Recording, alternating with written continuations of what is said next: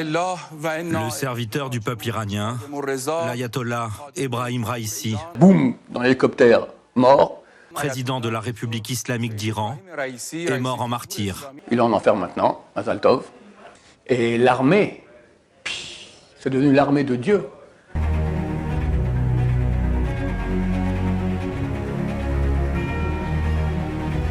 Ce show dédié pour Refoua Shema, la guérison complète et rapide de Yosef Ben Victoria, Bezrat Hashem. Chers amis, je vais faire un petit court sur l'actualité et sur la paracha. On vit une époque tout à fait extraordinaire. Extraordinaire. Mais il faut ouvrir les yeux, je vais, Bezrat Hashem, faire une analyse avec vous comme ça et j'espère que vous allez comprendre que ce que nous sommes en train de vivre, c'est fantastique.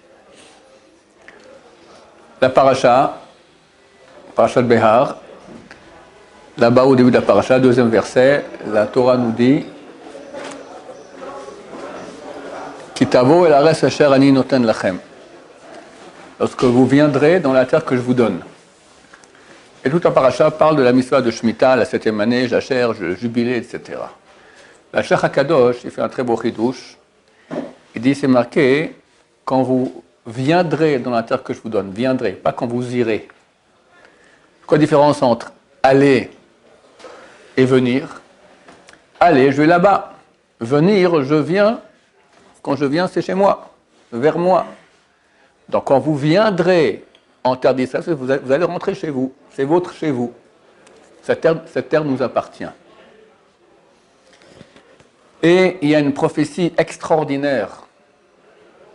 Aujourd'hui, quand je n'ai pas le temps de parler à quelqu'un longtemps pour lui prouver que c'est quoi la Torah, je vais en rapide, en 2 minutes, je montre Yecheskel 36, que tu sais déjà par cœur, extraordinaire. Là-bas, c'est écrit qu'on se comportera mal en terre d'Israël, Dieu nous chassera de la terre, on partira en exil, on souffrira en exil, et Dieu nous ramènera en terre d'Israël. Et la terre qui était aride deviendra abondante. Et le Talmud traité Sanhedrin, page 97, ou 98, je ne sais plus, 98a, dit tu n'as pas de signe plus clair de la fin, comme quoi nous approchons de la fin des temps, que la terre d'Israël qui était aride pendant l'absence des Juifs, pendant près de 2000 ans, va donner ses fruits de façon abondante. Les non-Juifs ont appelé ça le miracle agricole israélien.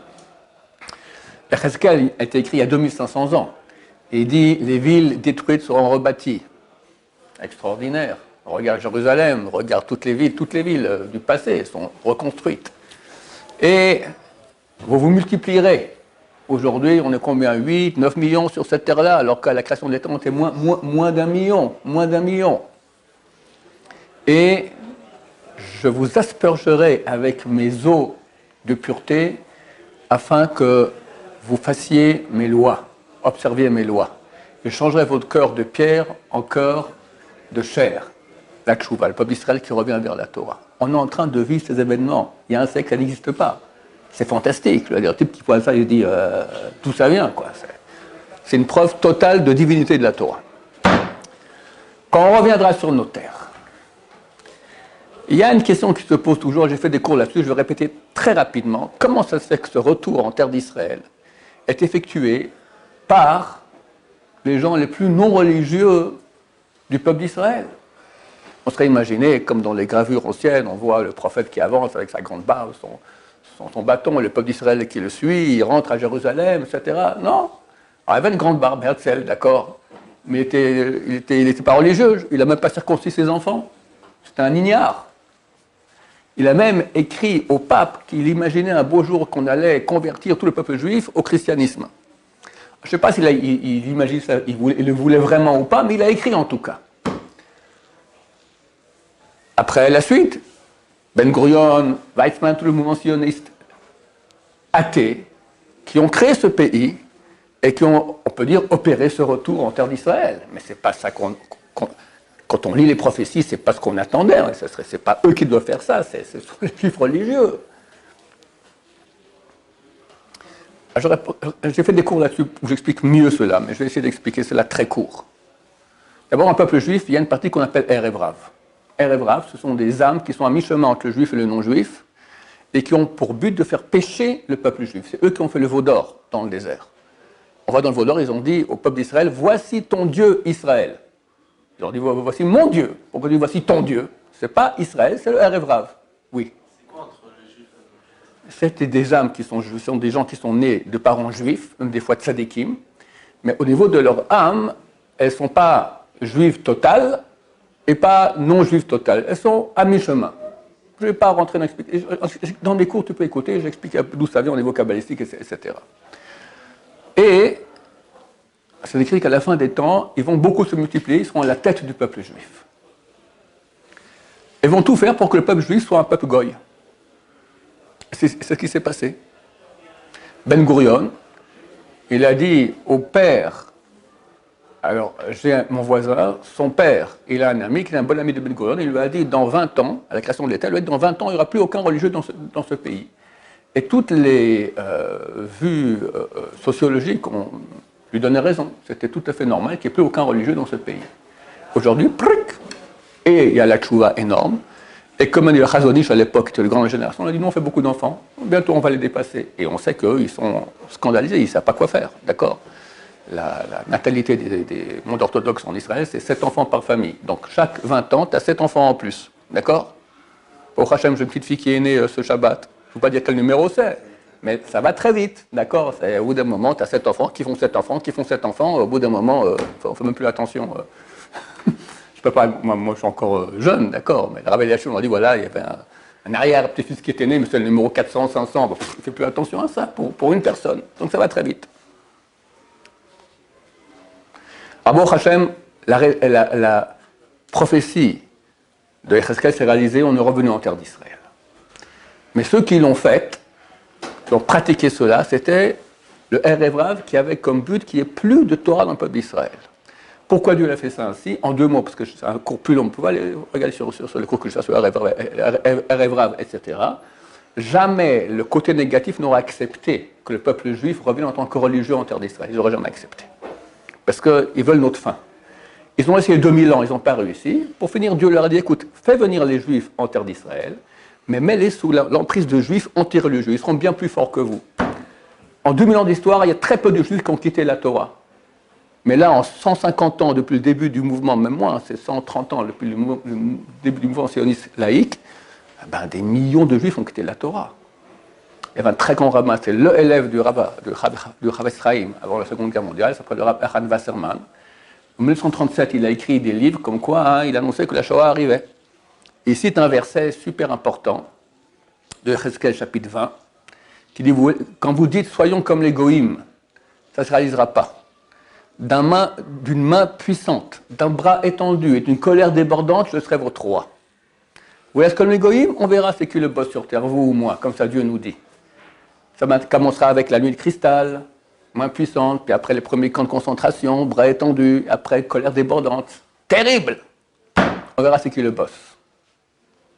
Et après la Shoah, ils ont continué dans la même voie. Le Rav Wasserman dit un truc terrible. Il dit le peuple juif a quitté la Torah pour 2 grands mouvements.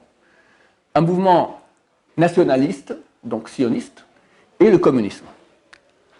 Staline a dit, je n'ai pas besoin de m'occuper des juifs, il y a tous les Rabinovitch qui m'entourent qui le font mieux que moi. Les pires antisémites qu'il y avait sous le régime de la Russie rouge et le KGB, c'était les juifs eux-mêmes. Terrible.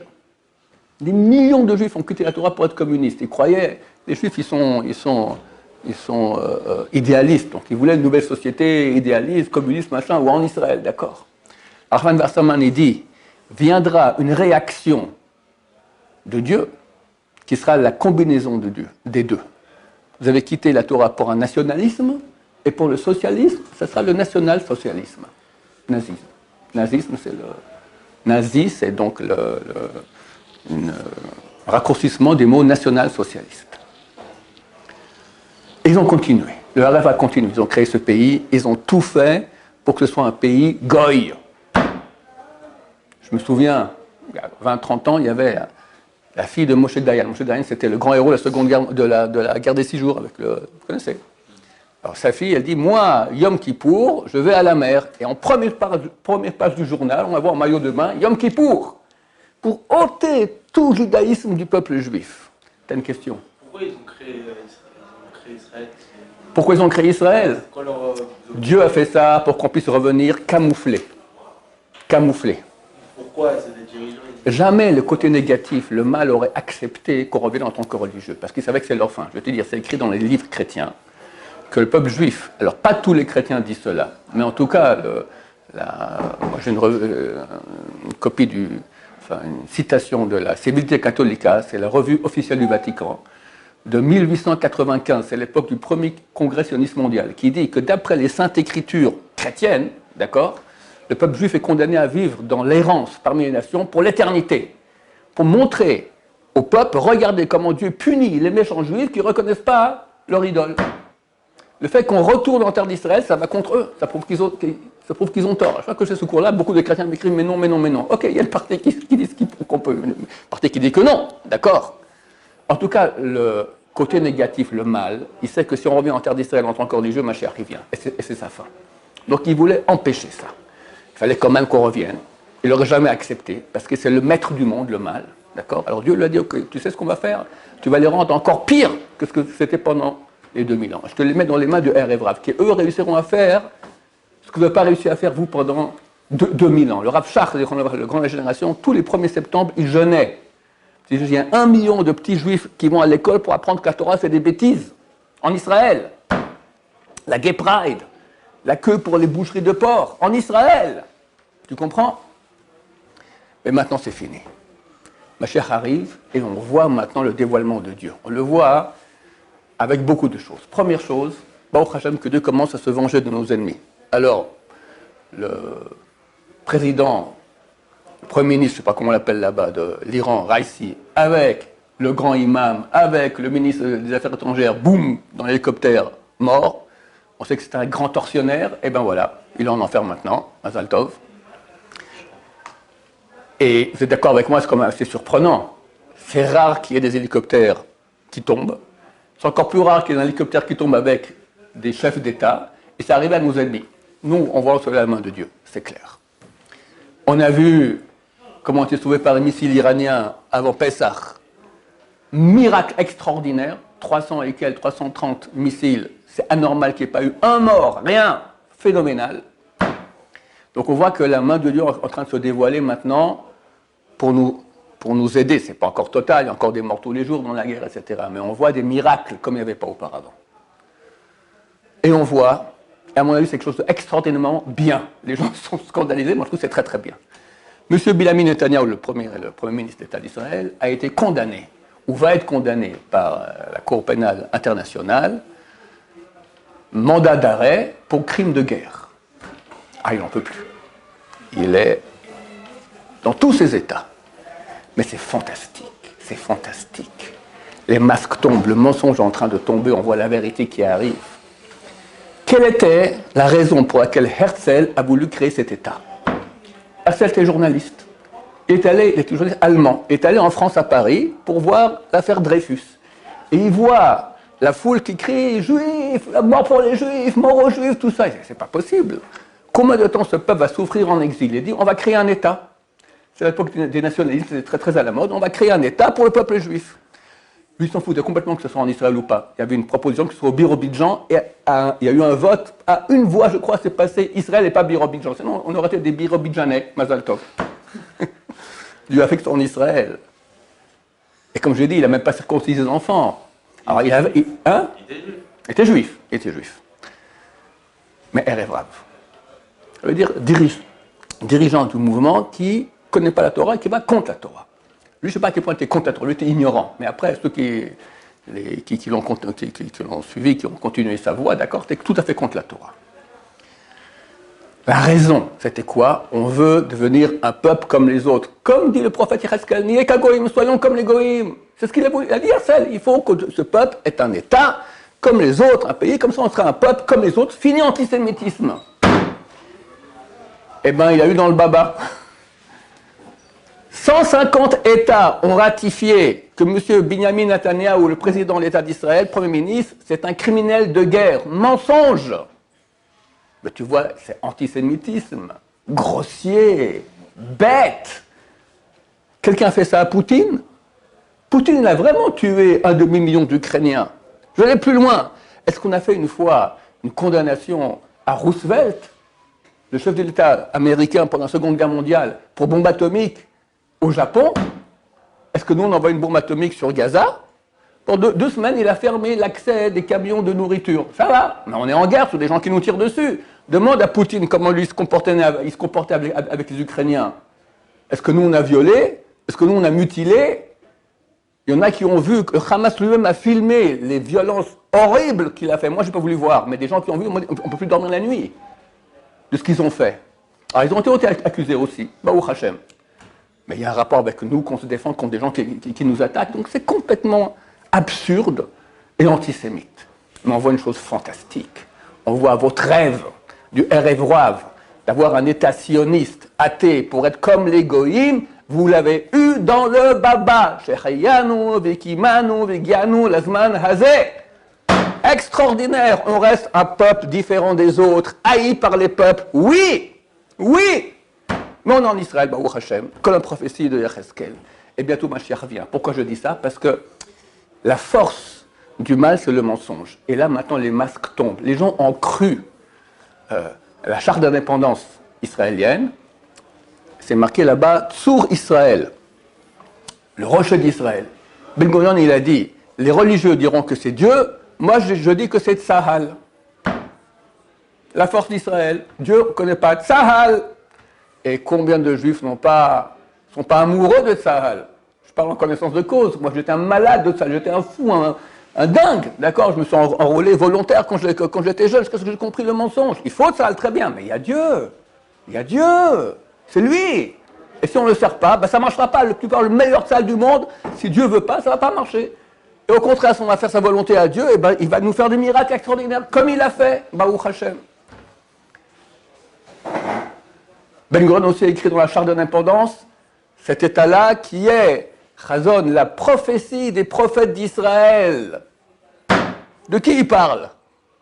De Yecheskel, de Yeshayahu, Herzl. Ben Gurion, quand il parle des prophètes d'Israël dans la charte d'indépendance, c'est Herzl. C'est vrai qu'il avait une grande barbe comme un prophète, d'accord? C'est tout ce qu'il avait, il avait la barbe, d'accord? Et maintenant, on voit comment c'est fichu, mort, ça n'a pas marché. Vous êtes haïs par les peuples comme toujours, et il y a un seul qui peut nous sauver, Hachem. Et beaucoup de gens aujourd'hui ne croient même plus en l'armée. Si on a pu avoir ce qui s'est passé le 7 octobre, on ne peut plus faire confiance à l'armée, d'accord? C'était la frontière la plus protégée du monde. Comment sont rentrés des milliers de terroristes, ils ont fait ce qu'ils ont fait? Non mais il y a un truc qui cloche là, ça ne marche pas. Donc les gens commencent à remettre en question la foi dans l'armée. Ils voient très bien que ça ne marche plus d'être amis avec les goïms, qu'on soit comme eux et qu'on s'aime bien. Ça ne marche pas. Et commencent à dire, il y a un seul qui peut nous sauver, Hachem. Tout ce que j'attaque maintenant, le sionisme laïque dans mon cours, je précise bien qu'il s'agit de la laïcité. D'accord? Baruch Hachem. En fin de compte, quand même, la grosse majorité des juifs en Israël, c'est des amoureux de la terre d'Israël, qui n'ont rien à faire ni d'Azerbaïdjan ni de l'Ouganda, et qui aujourd'hui, Baruch Hashem, beaucoup de juifs reviennent à la Torah. Donc j'attaque vraiment la gauche qui ne veut pas d'un pays qui a une odeur de religion, avec à leur tête le Bagatz. Le Bagatz, c'est la Cour suprême, d'accord, qui sont prêts à faire sauter tout l'État d'Israël pour pas qu'on devienne un pays. On ne parle pas beaucoup plus religieux, nous on aimerait bien, mais même un tout petit peu plus, d'accord? Pour eux, vu que la raison même du Erev Rav, des forces du mal, c'est qu'on devienne non religieux, qu'on a un État ici, goy, alors ils se battent pour cela au prix qu'il n'y ait plus d'État. Baruch Hashem, ça change beaucoup. Aujourd'hui, beaucoup de juifs, il y a eu un sondage non religieux, d'accord? Ils disent 33% des Israéliens depuis le 7 octobre sont en phase de se rapprocher de la Torah. Et moi je dis c'est beaucoup plus. Et l'armée, c'est devenu l'armée de Dieu. Les soldats aujourd'hui, religieux ou pas, ils prient Dieu, ils demandent qu'on prie pour eux, ils se battent pour Am Israël. C'est vraiment extraordinaire et idéal. Et ça, ce que dit la dernière page du traité Sota, qui parle de votre époque, qu'il y aura plus de vérité que du mensonge partout, il n'y a que ça. Qu'il y aura l'insolence, les bagarres dans les couples, entre parents et beaux-parents. Que le Galil et le Golan seront détruits. C'est tout détruit aujourd'hui. Que les gens des frontières vont tourner de ville en ville. Ils ont été et du sud et du nord. On les a dégagés de leur région. Ils tournent d'endroit en endroit. Ils ne peuvent pas être là-bas. Et 3 fois là-bas, c'est écrit dans ce texte-là, En lanu lishen ela avinu shebasham. On ne peut compter que sur notre Dieu qui est dans le ciel, que sur notre Père qui est dans le ciel. 3 fois, c'est écrit là-bas, c'est exactement ce que nous sommes en train de vivre. Les Juifs sont en train de se réveiller. Les masques tombent, toutes les idoles auxquelles on a cru. Fini. L'Eurovision, c'était là. Quand moi j'étais en Europe, quand j'étais en Suisse, d'accord, je ne sais même pas ce que c'était l'Eurovision. Ici en Israël, l'Eurovision, c'est extraordinaire, on est reconnu. Eurovision, on est reconnu comme. Ils n'ont pas les Égyptiens, pas les Jordaniens, pas les Libanais. Nous, on est comme les Européens, on est comme les Goïms, on est très bien. Dans le Baba, ils l'ont eu. D'abord, ils n'ont pas accepté, puis après, il fallait changer le texte, etc. Ils se sont fait huer. Mon cher ami, tu es juif, tu ne pourras pas être goy, tu ne pourras pas aimer par les goïms. C'est comme ça, Dieu a créé les goïs antisémites. Pas tous, mais beaucoup, beaucoup, beaucoup, beaucoup. Et Dieu maintenant les laisse montrer leur antisémitisme pour 2 raisons. 1, que nous on comprenne qu'on ne doit pas être comme eux et qu'on n'a qu'un seul Dieu, que seulement lui peut nous sauver. Deuxièmement, très bientôt, Dieu va se dévoiler et là, ça va être l'oracle Bezrat Hashem. Baruch Adonai, l'Olam, Amen ve Amen.